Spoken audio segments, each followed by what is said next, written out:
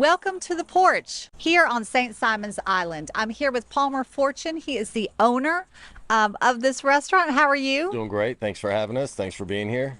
Absolutely. So not only are you the owner of the porch, you are also the owner of Palmer's in the village. Yes, ma'am. Palmer's Village Cafe. That's right. Okay, so Palmer's was first and then came the porch. Tell us when you got started with the porch and kind of how that came to be. So we opened Palmer's Village Cafe in 2010. Still have it going. Still chef, same chef, general manager, partner who opened it with me. Okay. And my second child was born in sometime in 2000 and what's his birthday? 2014. Okay. And I needed to figure out a way to make a little bit more money because we just had one little restaurant, 2 kids, and had an opportunity to open up Porch. I had an idea about Nashville hot chicken. I spent 20 years in Nashville, Tennessee.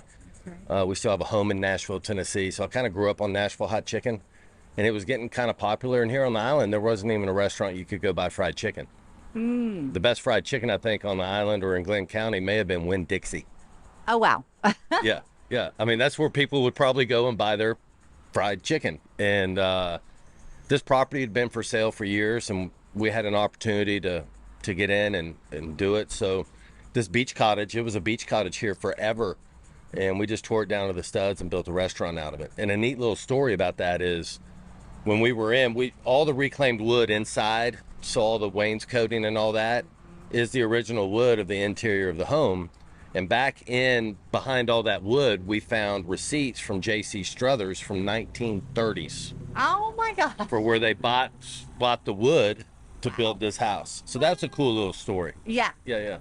Absolutely.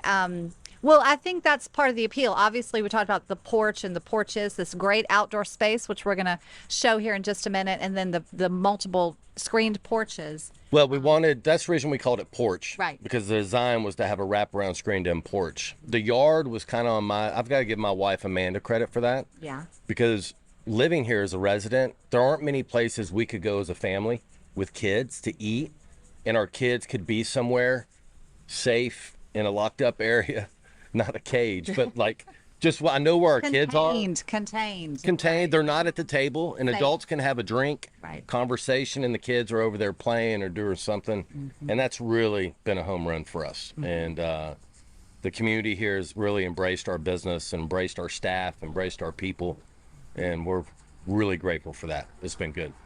That's awesome. Yeah. So let's talk about the menu. Everybody wants to hear about what is so special about the food, and I know you have some things to say about the hot chicken and all of that. So what's special about the food are the people making it, right? I'll start there and end with that. But I have to go back to my wife, Amanda. She's the brains of everything that we're involved in. And I wanted an original Nashville hot chicken shack that you'd find in Nashville, which is just bone-in chicken, tenders, Nashville hot chicken sandwiches, sides, and that's it.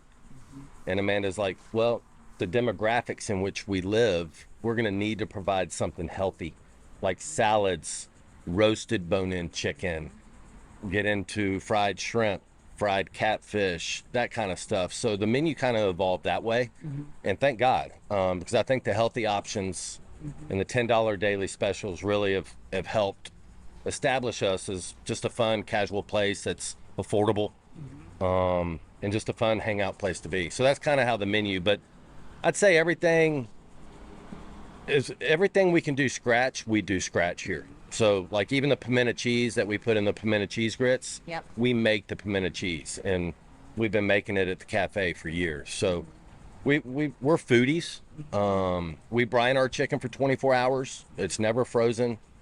So we do a little bit of work on the chicken before we hand batter it, fry it. So that's, yeah. Yes. So I was thinking about your when you lived in Nashville, and there was something on the website talking about how you actually like tested like the different the hotness of the chicken and trying to get it just right. So I kind of got lucky, which is the story of my life. We spent a lot of time in Nashville doing some research and development and trying to figure out the right spice. And I knew the 2 places that kind of created Nashville hot chicken.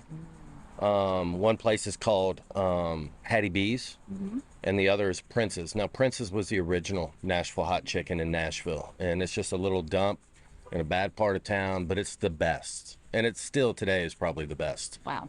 Hattie B's is the one that kind of mainstreamed it and learned how to sell it to the masses with it being fresh and everything like that. So Okay.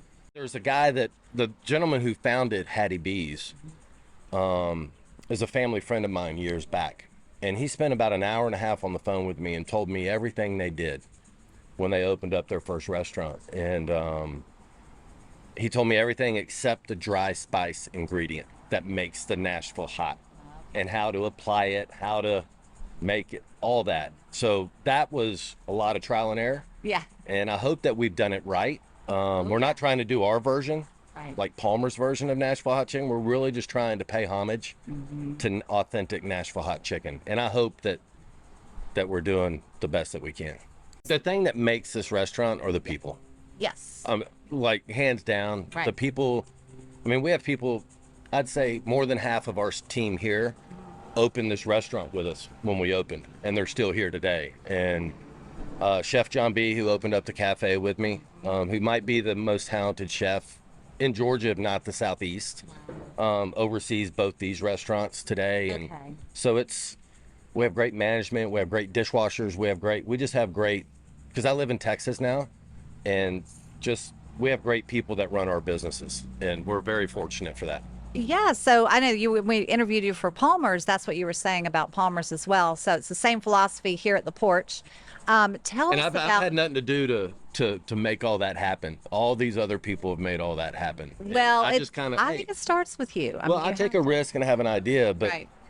and I didn't even hire these people, so it's not like I interviewed a list of people and then picked out the special ones. Right. They literally just fell out of the sky, hit me on the head, and Wow. they're more talented than I am. So Yeah. I'm a small little Yeah. cog in the wheel of Glenn County, and there's a lot of great restaurant operators here. And what's great about St. Simon's, Jekyll, there aren't any big boxes. Right. So most everywhere we go to eat on this island, Yeah. we're tourists, locals, we are contributing to our local community, our local jobs, because most restaurants here are locally owned and operated, Yeah. which is really cool. Yeah. Thank you for pointing that out because that makes us so different than so many other communities. It really does. I think Travel and Leisure, props to Scott McQuaid. I think Travel and Leisure just voted St. Simon's Island best destination for something in 2023. And For all things good, right? All things hey, to good. be a Yeah. part of something like that's Right. pretty cool. Yeah. And we feel Yeah. very fortunate and lucky to be a part of that. Absolutely. So lucky. That's why I moved away. Well, let's talk about that. I did want to get to Texas. So Yeah. you moved to Texas to open another porch. Is that right? I did, but its name is Palmer's because we don't have a standalone home with a porch.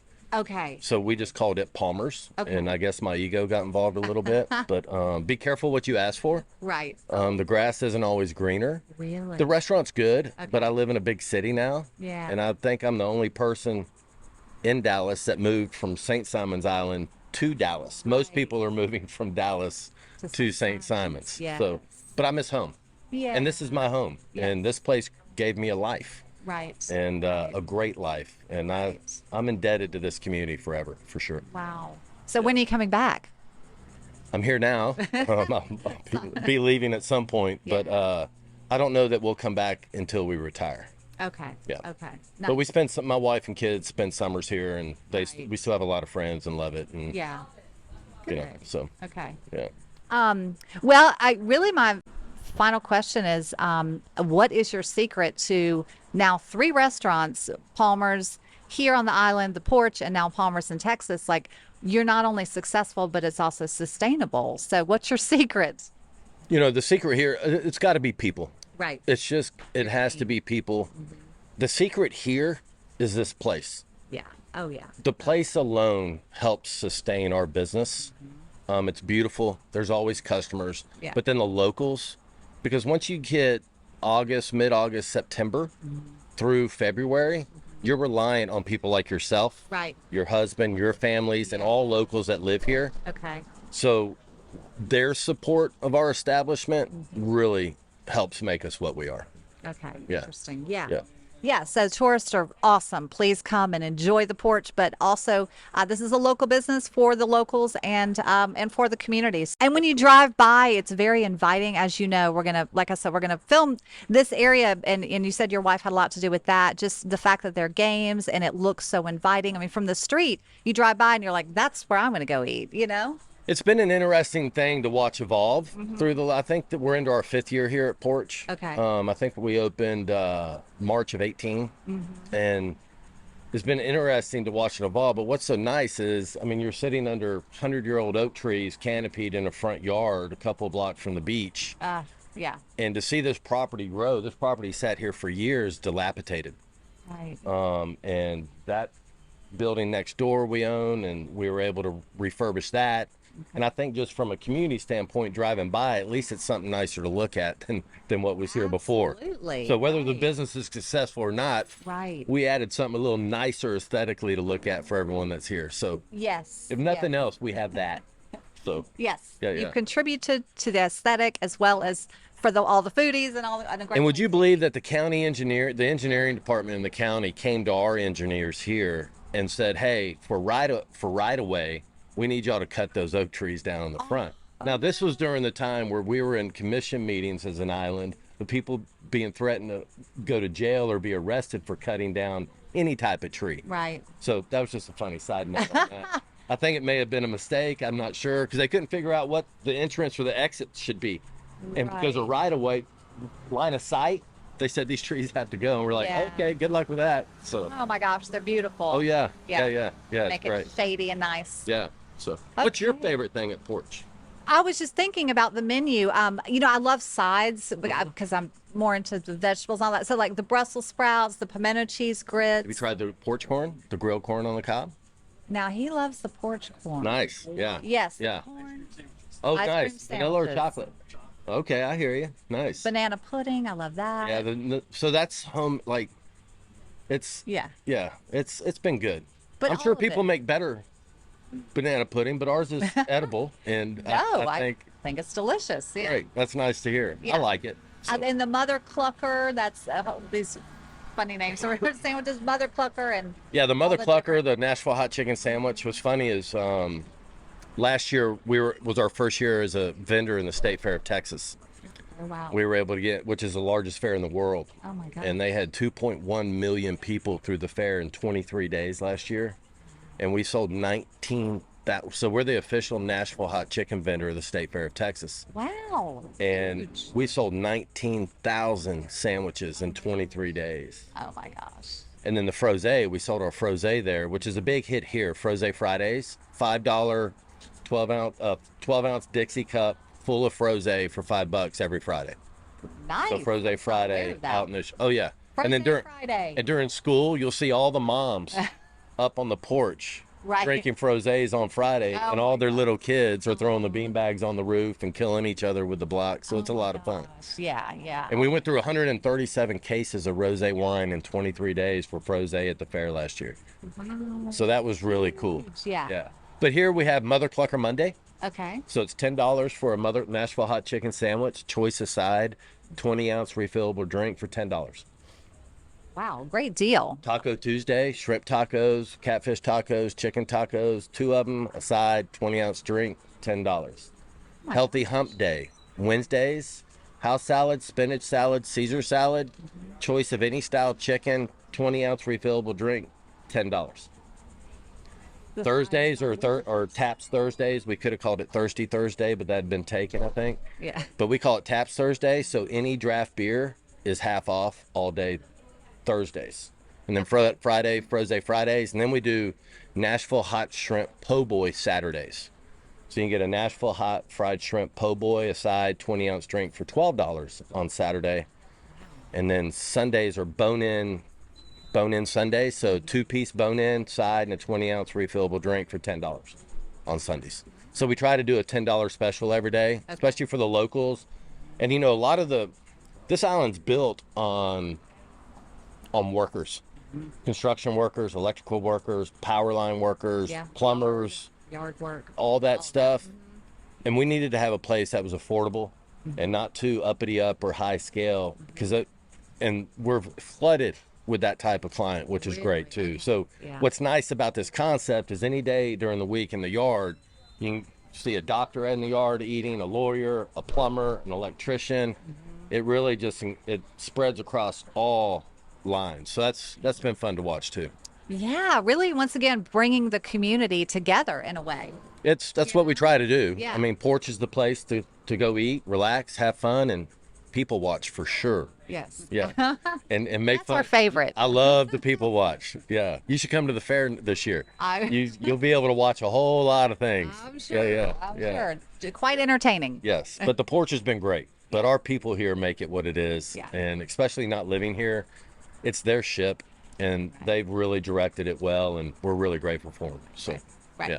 And I don't even tell them what to do. Like, I've been here for a couple of weeks, and this is my first time on property since I've been. Really? Yeah. I mean, They've got they it see down. me come and they're ready to clock out and leave because they know I'll screw it all up. Oh my God. They don't even want me behind there pouring beer just to help out. So it's Yeah. great. Yeah. Yeah.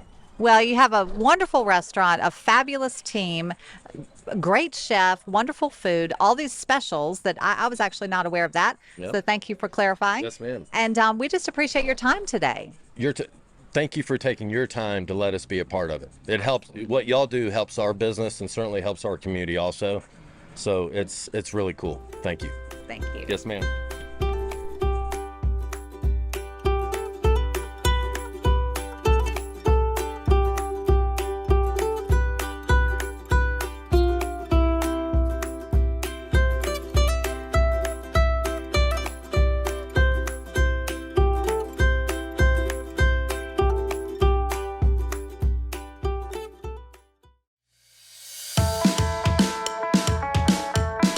History, tradition, beauty, the RSM Classic. For the past decade, many of the world's best golfers have made this trip, gathering at the historic Sea Island Golf Club for one of the PGA Tour's premier events. Golf is at the heart of the story, but there is more to it.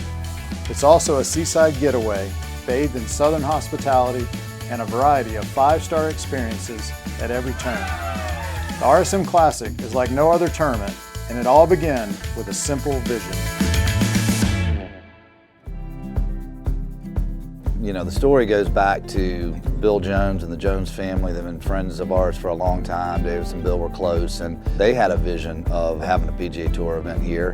Davis had a desire to make this an event like the old clam bake on the west coast of California, where players bring their families, they're staying in cottages, they're hanging out at the beach, where everybody's together instead of hotel rooms in a big corporate city. And we wanted to create something that is very much a boutique event for sponsors coming in. The quality time that they get with their clients here is unmatched. It's kind of like Disneyland for both kids and grown-ups. The food's great on the island. There's so many different things to do. You have the beach, so it's kind of become more of a destination than a golf tournament. The relationship with the tour and the Davis Love Foundation really allows our clients to get behind the scenes and to see parts of the tournament that aren't normal things that you would experience in attending a PGA Tour event. We've got everything that you want to have to add to your golf experience, and that's what we think makes Sea Island special. It's a place where the partnership of the tour, the players, Sea Island, and the Davis Love Foundation come together to provide this opportunity for us to be in this environment in such an intimate way. From a business standpoint, one of the really unique things about this, again, is just how friendly everybody is and how relaxed the setting is. Really does feel like a family atmosphere, and there's a lot of resorts throughout the course of the year on the PGA Tour, but I don't think any of them can match what they do here at Sea Island Resort. This is our community's tournament. It's the whole community that gets excited. You've got more than 1,000 volunteers that are out here from morning until night, working hard, welcoming folks, asking them what they think about the place. And I know that makes Davis and Mark really proud. We always said when we started this event, it was about three things. It was about, one, giving money back to charities in need, two, economic impact in our community, and then three, bringing a spotlight to the Golden Isles, to Sea Island, to St. Simon's Island, Jekyll, Brunswick. You know, we grew up here and we love this place, and golf's been good to us, and this is the platform that we had available to try to give back. It really is an experience that's second to none. The RSM Classic has become one of the most popular events on the PGA Tour. Hosted at Sea Island, a 5-star, 5-diamond resort, it's become a favorite of sponsors, fans, and especially the players and their families. On behalf of the RSM Classic and the Davis Love Foundation, I want to invite you to come down and experience the place my family calls home and join us as we celebrate this grand seaside tradition.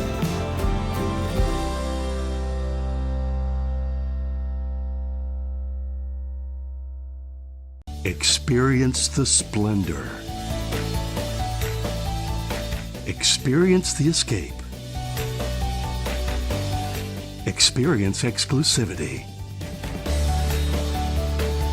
Experience low-country luxury at its finest. Experience the exceptional at Oaks on the River Luxury Boutique Resort on the historic downtown Darien riverfront. Welcome to the Porch here on St. Simon's Island. This beach cottage, it was a beach cottage here forever. And we just tore it down to the studs and built a restaurant out of it. I had an idea about Nashville hot chicken. I spent 20 years in Nashville, Tennessee. We're gonna need to provide something healthy, like salads, roasted bone-in chicken, fried shrimp, fried catfish. But here we have Mother Clucker Monday, Taco Tuesday, Healthy Hump Day, Taps Thursdays, Rose Fridays. The thing that makes this restaurant are the people. Yes. Like hands down. Right. And when you drive by, it's very inviting.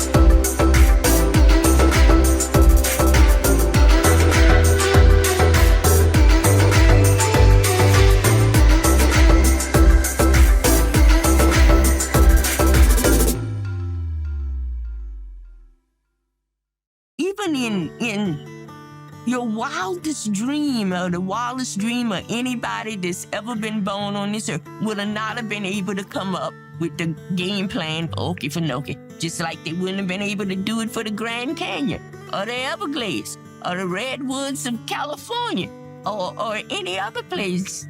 Because it's not that kind of thing. It's not a man thing. It's a goodness thing. It's a spiritual thing. It's a God thing. Plain, simple, end, stop.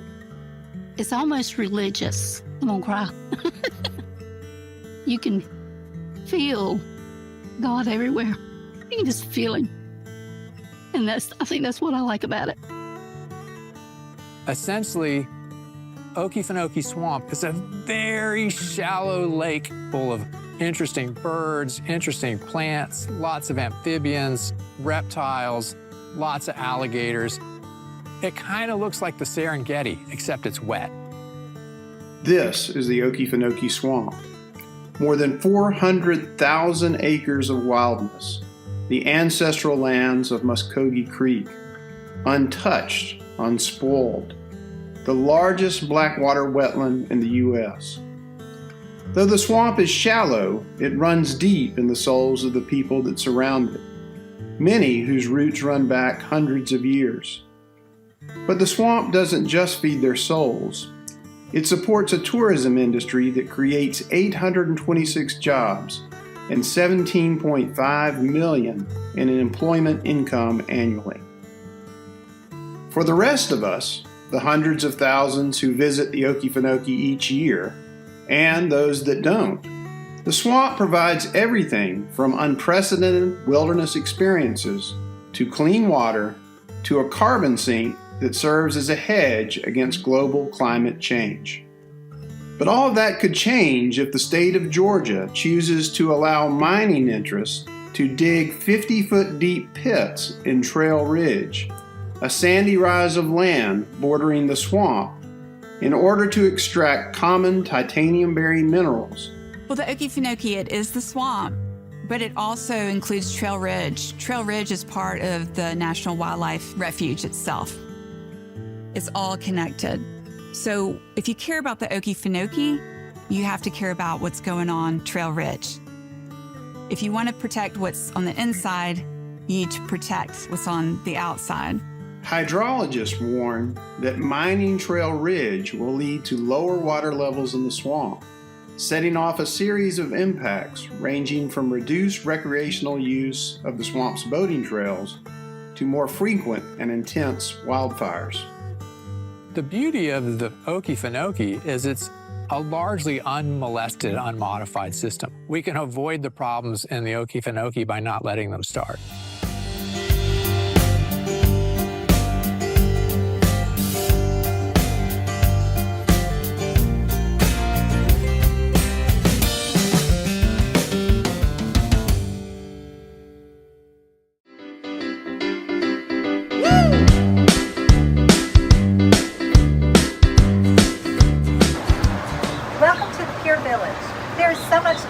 Shopping, dining, biking, and more. And soon there will be a 20,000 square foot art museum.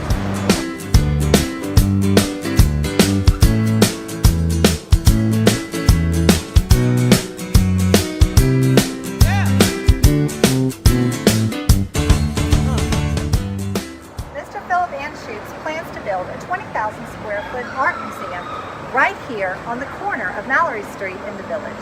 We are so excited to see the new museum.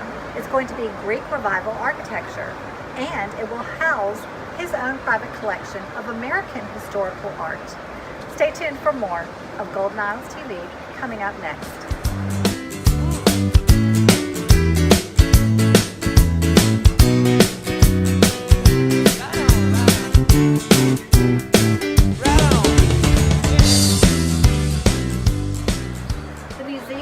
Will include American historical art from Mr. Anschutz's private collection. We are so excited about this opportunity and we can't wait to see the finished product. Stay tuned for more Golden Isles TV.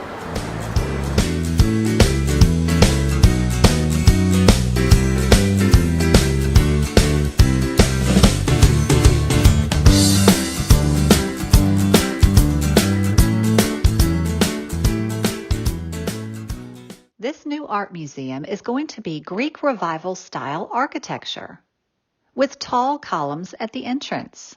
The building will be set back from the road to allow plantings and green space. Inside the building will be a variety of art representing American history from the Revolutionary War to the expansion out west, as well as local history, including the Georgia coast, St. Simon's Island, and the local Gullah Geechee culture. This is all good news for our community, and we can't wait to see the museum.